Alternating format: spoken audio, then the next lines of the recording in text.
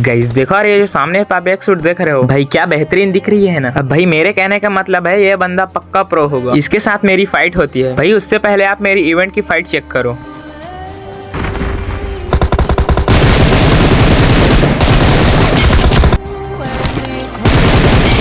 भाई मेरे को पता चलता है कि इवेंट पर बाकी बंदों की एंट्री हो रही है। फिर देखो यार इनका गेम कैसे बजाते हैं आप।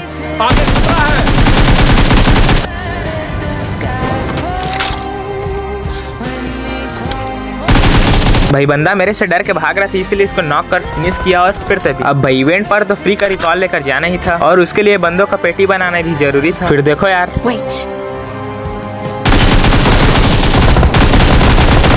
भाई मेरे को थोड़ी कंफ्यूजन थी कि बंदे कहाँ हैं। थोड़ा सा होल्ड करता हूँ और फिर तभी।